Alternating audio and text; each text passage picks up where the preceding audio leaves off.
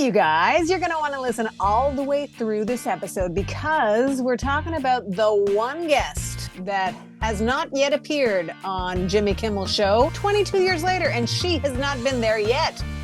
Find out who. You're also going to find out who Sharon and I think should go out as the girl group in a reunion between the Backstreet Boys and NSYNC. So this is pretty epic. Enjoy the show, everyone.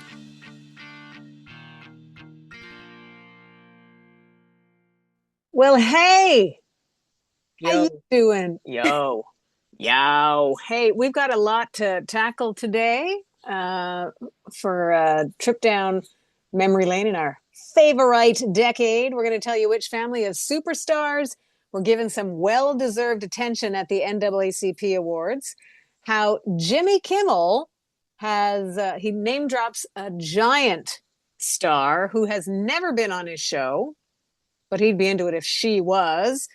Kelly's trivia just might be the final credits you need for your PhD, so you're wise to play along with that. And your 90s rewind will take us gently back to one of the leap years in our favorite decade. How about this, though?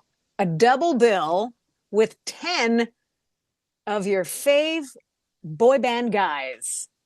Huh? That's pretty good. That's right. 10 means two groups in particular. And AJ McLean wouldn't turn it down. So let's start there, Kel. Let us start there. Backstreet Boys were asked if they would consider doing a joint tour with their musical rivals, NSYNC. They said, yeah, sure. Yeah. They said more than that, but I really condensed it, the answer to, yeah, sure. Yeah, I love it. I mean, the truth is that the Backstreet Boys are, you know, fairly consistent with their tour plans, and NSYNC seem to talk about it once in a while. Yeah. As we know, AJ has hooked up with Joey for their creative outlet when they have AJ and Joey, I think is their stage name. Yep. Or Joey and AJ, it's one of them. And they go around performing together, which I think is cool. And I think, as you and I have discussed, I think many times on this show, because Backstreet Boys don't have a quote unquote breakout star to the magnitude of Justin Timberlake, they have managed to harness the power of five and keep going. And then, you know, in sync, sadly, the four other ones would head out for sure, but Justin's busy. And what is it that Justin's doing that keeps him so busy? Well, right now he's finishing up his tour, but I actually checked about this because I did talk about this on my radio show over the weekend, and he has, I think, only a couple of more dates, and maybe by the time of this recording, he will have been, or when this airs, he will be done. But then he's got some spot dates into July. I think like July 3rd or 4th is his last like tour date for this. And so then, like, you know, he does have the next 5 months of the year because, as we talked about, this is the 30th anniversary of NSYNC. So it would be good for them to get out and do something because I know the other four would. And I think, too, like, it's getting to a point now where it's like, not that, because they don't go around saying they're doing anything, but so it's not like they're crying wolf, but there's enough things, like with them being back in the recording studio, like all that, where I think, like, you know, come on now. Just do it. And it's not like it has to be a world tour. And I'm not trying to make anybody angry by saying don't do a world tour, but there are ways to give access to fans with something, you know? If you make it a residency somewhere, or I'm big on the idea of making it like a theatrical experience. I mean, it's worked for everybody who's done it, from Metallica to Taylor Swift. They've had huge success by making it available, making, you know, a few hundred people per showing get to see like on the big screen, which is kind of like, you know, as close as you're going to get for being there without being there live. And man, I'm legit surprised that more people don't do that. I think if they either do that or if they do decide to maybe do like 20 dates, you know, 10 in the US and maybe another 10 in other parts of the world, you know, kind of like, and again, it's sad for somebody who is, I don't know, somewhere outside of that place, which would probably be us here in Montreal. Like we probably Yeah, go to they'd Toronto. get to Toronto. Yeah. Yeah. But I don't think that the Backstreet Boys would forget that Montreal was very good to them Yeah. Well, early. and Backstreet Boys would come here for sure. I think they'd come here first. I think NSYNC would do Toronto first. Right. Yeah, I think so. But and also, it wasn't that long ago where Backstreet and New Kids went out as NKOTBSB. Right. That was about 10 years ago, I think. And so, yeah, like it would be cool if they actually put all three of those bands together. Yeah.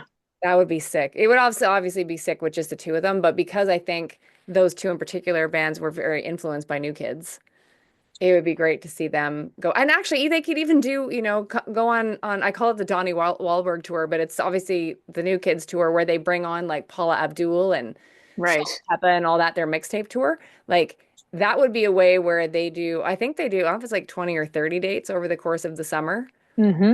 and Well, so too. it's smart. Yeah, it's totally smart, and so many fans love getting to see them. And anyway, so I don't know. I feel for NSYNC fans because, and I'm one of them. So I would love for them to. And I feel the most though for the four boys that have Yeah. to wait so patiently. And I just think that they still have the octane, and the fans would love to see them. And like, just how passionate Joey is, and and Chris and like Lance, like and JC, I think they'd get him out of his basement or wherever he hangs out right now writing songs. So like it would be good to Just do it. just do it. Just Yeah. do it for the fans. I think we should manage people. What are we doing, Sharon? Imagine it's a really simple concept. Just do it. Yeah. It's very Nike, Yeah. but effective. Yeah. Well, we'll keep our fingers crossed as um, AJ said. Was it eight? No, it was Lance that said, fingers crossed we give the fans a little something. I would enjoy that. I would love Lance Bass. I would love if uh let's say obviously it would be more than enough if the two boy bands went out, but imagine if they put in like BSB, Spice Girls in sync. Ooh, that would be good. That would be hot sauce. And the quote from this podcast is, ooh, that would be good. Yeah. Darren Hyland says, Yeah. ooh, that it would be great though. Man, there's so much opportunity for these artists to get out there and do it. And I think that there's an audience for it. And I think they're missing out. Yeah. I'll just do. Yeah, exactly. So we'll keep our fingers crossed as well, like everybody else is, and get set for you to blow our minds with some trivia, Kel. It's what I do, Sharon. So would you like to, this is actually our last question on each of these cards. So we're doing sport and art and literature. Uh, Literature. which one you'd like to start with, Sharon? I'll start with literature, The other day art and literature. I was on the air and I listened back to something I did and I realized in it and then I confirmed it by listening back that I skipped a word. Ooh. And so I was like I'm like this is your job, Kelly, to speak, bro. Use all the words. Use them all. They're there for you to use. What would you say is your biggest, do you have a memory where you think is your biggest blunder? I think one of my biggest, I've never cursed on the air, like knock on wood, so thank you. Hmm. But I once was so into my head about what I wanted to accomplish in the break Yep. that I forgot about getting out my name properly. Oh, So what did you call yourself? not the right one. Your alias? Yeah. So I think I got Kelly out okay, but then last name was not anything close to Alexander as it's supposed to be. So I've made enough mistakes that my thing is that I end up calling it out in the moment. So it's almost too many to okay. narrow down. Yeah, yeah. It Like, happens. and I'll say, "Did you hear that? I just said this." Yeah. Like, it's the exact wrong thing to do. Draw I attention to sometimes the mistake. I sometimes don't do that, but because I remember in my head, my grandma, who we've talked about before, 101 and was our organist at the church for years. She always Hmm. told me, when I get a bit nervous before singing at like, Christmas or whatever it was, Sure. she'd be like, Kelly, if you screw up, just keep going because chances are the congregation is not going to know you messed up anyways. So just keep going. So that always stuck in my head to like, Yeah. keep the magic curtain going. But the other day I also said something and I called it up myself out right away. I was like, what was that? Yeah. Well, it's very in the moment too, and it is very behind the curtain, but it does do like someone might not have noticed that you made the mistake, Yeah. but So they will if you point it out. yeah, exactly it. They're good that So you way. said art and literature. Yes, please. Which prize-winning novel by Michael Ondaatje centers around a character with severe burns being cared for by a young army nurse? You know this, Sharon. I'll need more than what you just said. I'll need the answer because I don't Okay. know it. I'm gonna guess, and I don't know if you can check after as we're talking. I feel like this movie came out either in 91 or 94. The English Patient. Oh, of course. Yeah. With Ray Fiennes and What's her face? the English lady who's in that show that you watched that you wanted me to watch. What's her Oh, name? oh, Keira Knightley. No, No. no, Oh, like Sarah Lancashire? no. No. The boss on that spy show with Oh, the uh, no, it's not Dame Judi Dench. No. no, she's probably like 60. Six. Oh, Also, yes, wait, yes. I thought I told you that Sarah Lancashire is the equivalent of Mariska Hargitay, so but not her. No. What's the name of the show? See, that's another thing I don't remember things. So Because I've told you so many British ones. There was like the Black Swans. the one with Oh, Kristen Scott Thomas. That's it. yes. Yeah, yeah. Yep. Thank you. Yeah, she was in that, wasn't she? Yep, Okay. pretty sure. Was it 91 or 94? Do we know? I say it was I'm gonna go with 91 Yeah, I think so also. if I could spell and be more subtle about what I'm doing, that would help. Yeah. I'm wrong. It's 96. We're both wrong. But we're right about the actors. It There is we her, are. him, and it is her. So we've got that going for us, if nothing else. And let's face it, there is nothing else. There's nothing else. And just a quick sidebar, if you can watch Kristen Scott Thomas in Slow Horses, please watch it. So great. So Uh, great. so great. Question number two is of the sport variety. Thank you. And I will say that I knew the answer to this one before I looked at the back. Although I will say that I was slightly wrong with the ending of how this particular person's last name was spelt, but I was like mostly right. Okay. Who retired as head coach of the Notre Dame Fighting Irish football team in 1996? I should mention I was a Fighting Irish fan and am, so that's why I know who it is. I'm getting that. I need initials. LH. Larry Hagman.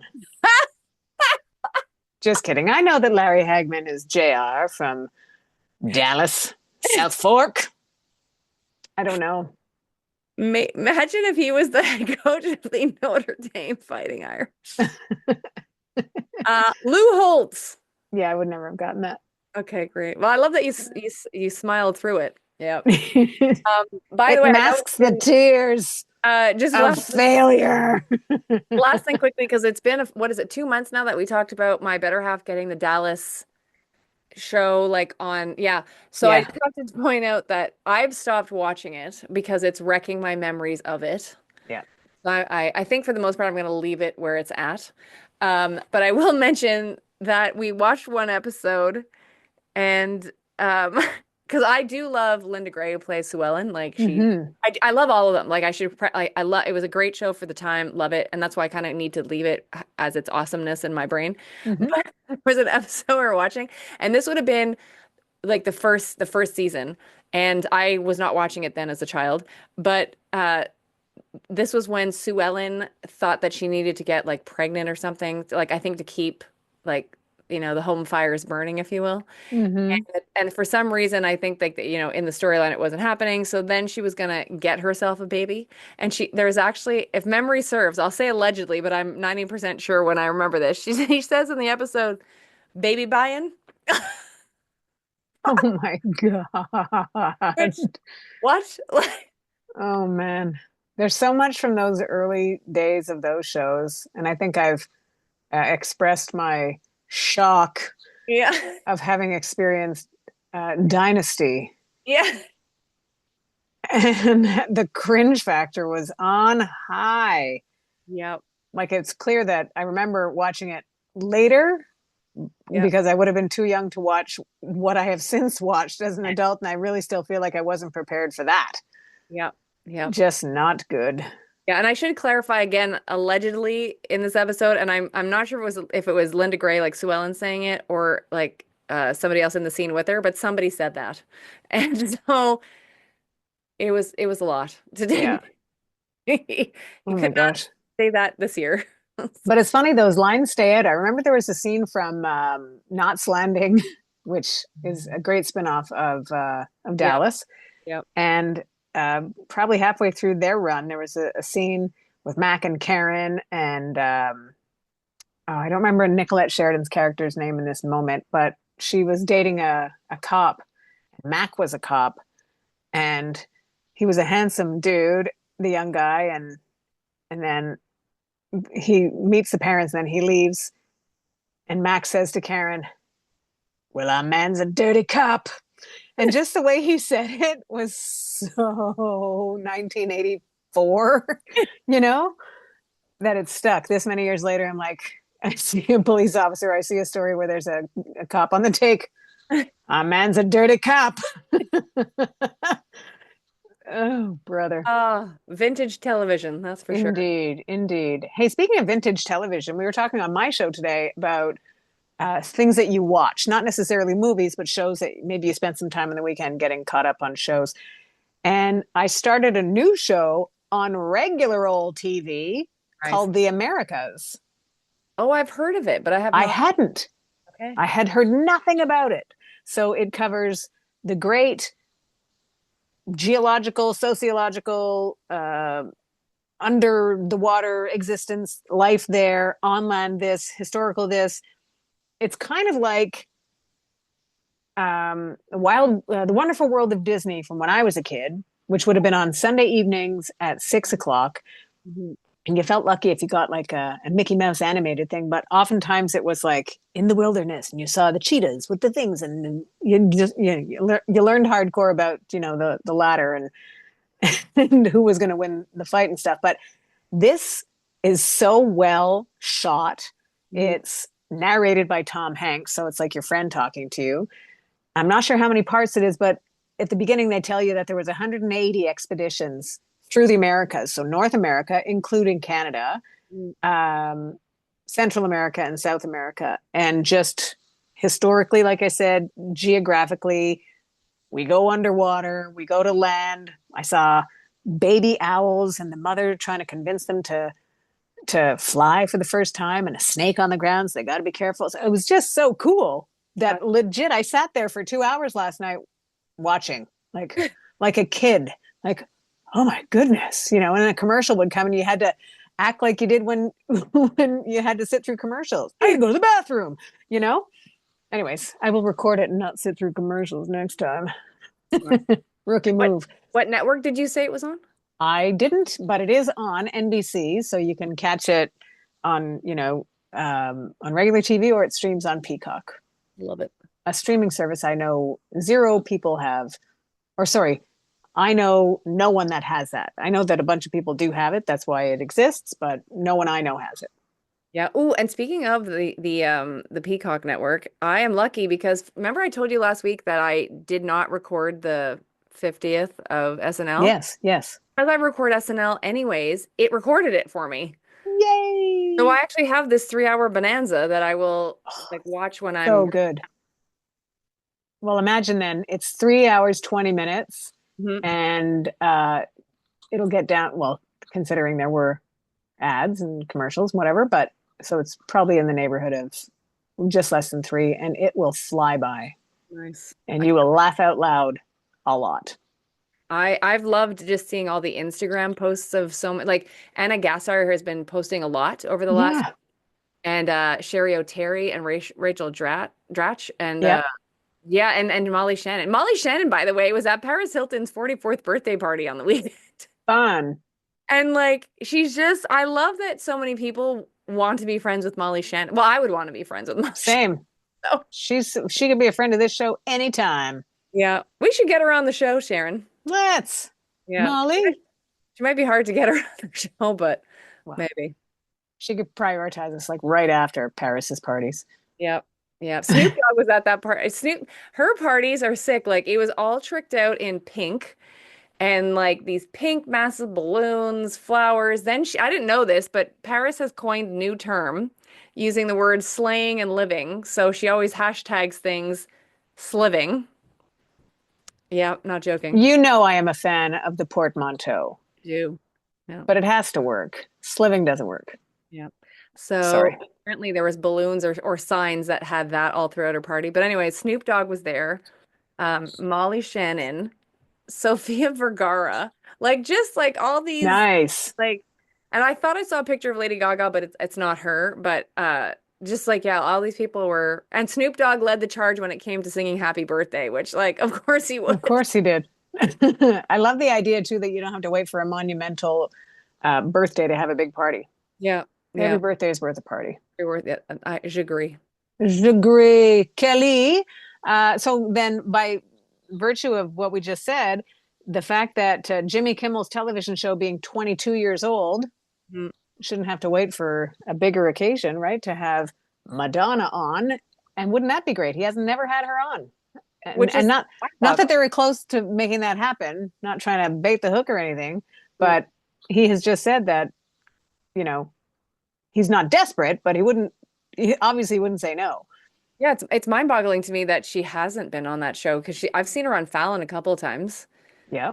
in the last, X amount of years. And have you seen her on like did she do carpool karaoke? I can't Ooh, remember. that's a good question. She did that. If Adam were here, he wasn't slacking off. Yeah, exactly. Slacking off with being big time management. Have you He'd tell us. did he and I don't know if I don't feel like she's done Colbert. I don't know Which that either. anyways, but I've seen her on Fallon. She seems to like traumatizing Jimmy Fallon quite a bit. So one time she showed up with grills on her teeth, which She did do carpool karaoke okay, I thought okay, that's great. So then so she, like 8, 9 years ago. okay, so she's done that.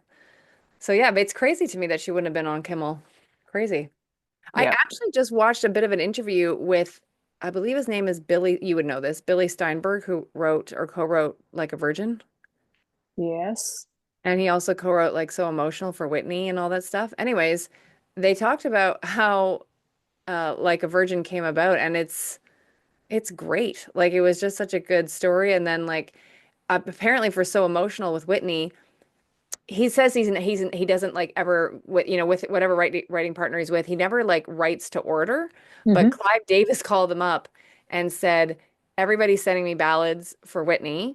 And he's like, I need something up tempo. So they wrote So Emotional for Whitney. Great song. Isn't that crazy?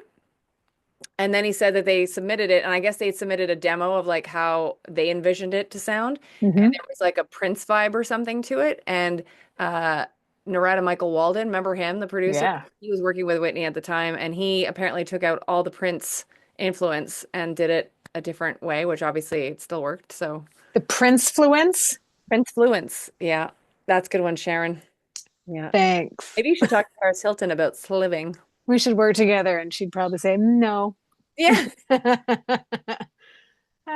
Good times. Yeah, I love finding out how songs come about. It's cool. Yeah. Yeah. Especially when they're big hits and this many years later. And it always means something. It means kind of the same thing in general. Like people connect to a great song, but then the subcategory of that is that everybody has their own feelings attached to it. So it really personalizes it. And then when you can find out the story, you're like, yeah, I felt that.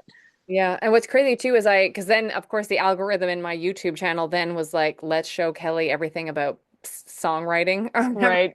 So I quickly clicked on something which I do want to watch if I have a chance because I love Justin Tranter, the songwriter who has written like, either written or co-written all like the biggest pop songs it seems like in the last like 6 to 8 years, maybe even longer. Hmm. And he was being interviewed about writing and co-writing Good Luck Babe from Chapel. Oh, wow. And apparently they were standing in the kitchen of Dan Nigro, that's her producer, like in his studio. They were in the kitchen area, like just talking. And obviously, and Justin is part of the LGBTQ plus community, and obviously so is Chapel. And they were just talking about some certain like, lovelorn experiences that you would go through as someone from this community. And that's when they decided they had to write about it. And so they actually wrote, it's, if my memory serves, they wrote that song in November-ish of 22, but it only came out really like, over a year after that, right? If not 2 years after that. And or no, I think it came, sorry, they wrote it didn't make the album cut. It didn't make the album because they couldn't figure out which key to put it in or something for her chapel, so it didn't make the album. But then, like 6 months later, when they did release it, it was almost like this standalone single, which then blew up to where we know it to be now. Isn't that cool? Right. It's pretty awesome. Yeah, and he even said he's like, I don't know that the song would have been as big if it had been released as part of like this album, but because it got focused, because it was released as a single and it got the boom right away, like it started organically going, and here we are. And yeah, because that's the song that brought me to chapel, was that one. So Um, Hot to Go brought me to chapel because it was super fun. And I remember listening, no, I guess it was a bit of a binge before going to Osheaga last year. And for those of you who aren't familiar with the festival that is Osheaga, it's on the same weekend as Lollapalooza is in Chicago, and there's a lot of crossover activities. So they'll do whatever the date, Friday, Saturday, Sunday. They'll do one of those days here and fly down to Chicago to the other dates there, and vice versa. So two very compelling music festivals. And seeing Chapel, and I remember you and I met up after. I just felt like she owned that crowd, yeah. which was amazing because she was still relatively new. She was really hitting it, but and she still is relatively new and young. And whatever experience you have, I'm not sure what prepares you for that charge of a crowd that size. Tens of thousands of people just like super into everything that she was doing. It was incredible. And certainly she's not coming after my age group. I'm old, right? Like, but I love good music. So she's not coming or, looking to make a fan out of me, but certainly her target demographic is way younger than me, way younger than you. But like, it's so cool to see her own it because what a tough position to be in. Mhm. As a young person, a young artist, Mhm. you sort of have to develop your thick skin and just be ready for whatever's coming. But she's got a life in whatever she decides to do. And she proved that too with her one of her acceptance speeches at the Grammys. Grammys. I loved it. Yeah. So good for her. I just thought though that seeing her in that realm was pretty fantastic. She was in fact HOTO to Joe. She was hot to go. I'll just say that. I can't spell. I I can't love that spell this. she's so like, hot sauce that she has like a dance now. Like there's a Yeah. dance to Hot to Go, with like words and people spell it out and it's like a whole thing. So HOTTOGO. There, I got it. yeah. See, she It's wants so younger catchy. people with a quicker spelling tactic. Yeah. Not me. Anywho, the big family of talented people that got some well-deserved attention at the NAACP Awards, the Image Award, was the Wayans. No surprise there. There's hundreds of They're them. I'm just kidding. they are so talented. Yeah, and I'll be honest. I've been watching Shrinking. I've watched the first two seasons of Shrinking. I didn't know that was Damon Wayans Jr. Oh, okay. All I thought was, what a handsome guy this guy is. He's and that's what they basically say in the show, right? Like he is perfect. He's funny. He's handsome. He's this. He's that, and he is. And he was among his relatives, including his dad, when it came to receiving that award. I love that Damon Wayans, who is 64, by the way. Crazy. Like, aren't we all not that? Yep. He said, I think my parents would be very, very happy for us. And they know that without them, there'd be no us, and they would really take all the credit. And more good news for the family is that, if memory serves, uh, the show Papa's House has been picked up for I think two more seasons. Like Oh, because good.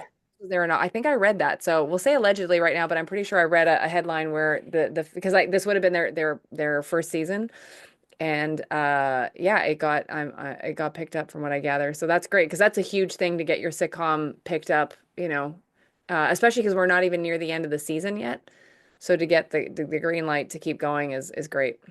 And to be clear, it was the NAACP Image Awards, but they are in the Hall of Fame Okay. now. Yeah. Yeah, so congratulations to the Wayans. They've been making us laugh for what, 40 years? Yeah. 35 at least. Amazing. Yep. And I remember too, remember when Kim Wayans did the Crystal Waters impersonation on Yep. and I remember In living color, right? yeah, and Crystal's talked about that since and I think initially it rubbed her the wrong way and probably just the way it was presented probably to her, but I think she's come to realize it, like it's all good. Mm-hmm. So, but Kim was just on fire in that production. Yeah. Yeah, that we grew up in a really uh, great time, for what people were doing artistically. Like to Yeah. have come off the 50th anniversary of Saturday Night Live Mhm. gave a few generations the opportunity to get in on that kind of funny as fans, and certainly the same with In Living Color. They just were funny, and And the like that show gave so many people their starts. yeah, Jennifer Lopez was like one of the Fly Girls and yeah, Harry and they like the list and then all of the weigh-ins like it was such a like I don't know they that time in like Arsenio Hall show it was all such a special time. yeah. Mhm. The idea that people, were trying, because we were always given um, cookie cutter examples of what things should be, and then when shows like In Living Color come around and show you like, oh, they can actually be different and funnier, Yeah. and more creative and Mhm. entertaining, you're like, oh wow, that those were game changer shows. Yeah. And I think it's something to be said too that it's, really the last decade before social media, right? So Yeah. a lot of things I mean, I know a lot of people are very creative with social media, but I think there's a different level of creativity that had to go on then. Yep. Agreed. And at the same time, you could get away with more because you had some time between doing the thing, Mhm. whatever the thing, and it making it to a magazine or a newspaper or whatever. There was a good stretch of time where you could, Mhm. lawyer up. And before you get to your rewind, I should say too, just back to the Image Awards, it was quite the proud papa and mama moment for Beyonce and Jay-Z because so not only did Beyonce win for Best Female Artist this year, but their daughter, Blue Ivy, won Best Voiceover for the Lion King, Mufasa. Oh, cool. So I think she's 13. Like, so she's Wow. got her own Image Award at this point, which is crazy. Wild. Mhm. Well, we're going back to a time for your 90s rewind where not only was Blue Ivy not born yet, but her parents were still quite young. Yeah. Still working it though. We're going back to 1992, which was a leap year, by the way. Mhm. And I'm Too Sexy from Right Said Fred was right near the top of the charts around this time then. Nice way to keep warm in February of 1992. Good song. Shanice and her signature, I Love Your Smile. I really do. He's funky. Um, Michael Jackson, of course. I think just like it's name dropping, and I went more than just a handful of songs because if you go remember the time from Michael Jackson, Diamonds and Pearls, Mm, from Prince, D to the I to the M to the oh my gosh, come on, Vanessa Williams, and Save the Best for Last. so good. Sometimes the snow comes down in June. Yeah. Please don't make that happen. Yeah. We've had enough snow here in February. We don't need snow in June. But I appreciate the musical gesture. Cece Peniston, and finally, talk about signature songs. That album, heck yeah, So good. love it. A song that we hear on my radio station regularly. It's funny to look back and think, wow, this is, you know, 33 years ago, but U2's Mysterious Ways is 33 years old. Crazy. And by radio standards, it's what's considered in the gold category. So it's like a hit, but like totally known. But of course it's known. We've been playing it for 33 years. And let's get one for Mariah Carey, and just to wrap it up, and Can't Let Go. Uh, Even though I try, I can't let go. You're breaking my heart, Mariah. She's so good MC at that, squared. though. Come on. Yep. That is your 90s rewind. Good job, Sharon. Thank you kindly. Good job. Yep. Yeah, we did it. We did. We did it, you guys. We did it together. Thanks for joining us for our bounce back and forth between the 90s and the now. Yep. There was a lot going on. And there will be a lot going on, I'm sure, next week too. Maybe we should try to get a conference call in with Donnie Wahlberg to set up this BSB and KOT Yeah. in sync reunion. Yeah, I'd take his call. Yeah.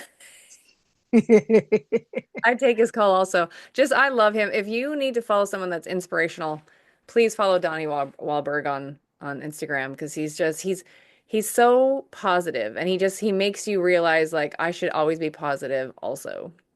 That is a nice idea. I feel like I should offer something to follow, and I do. Let me just make sure I get it right. It's called Chicken Happy Hour.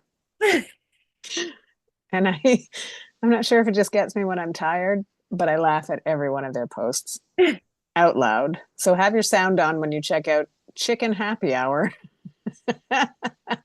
And think of us. There's also, did I tell you about the guy from Ireland, Garen, who like so Garron, and I think it's Garen Music, Garen underscore music. Anyways, what's crazy is like he's ridiculously talented as a musician, but he's Hmm. also ridiculously funny. Oh, Because he good. puts up these little things, and his tagline is a dream. He'll say whatever he's gonna say, and then he's like, "Follow me, I'm delicious." Okay. I see him. He's got a lot of facial hair. Yeah, and he just did this bit the other day. He often does bits about like, because again, he's Irish, and he often does bits about British food.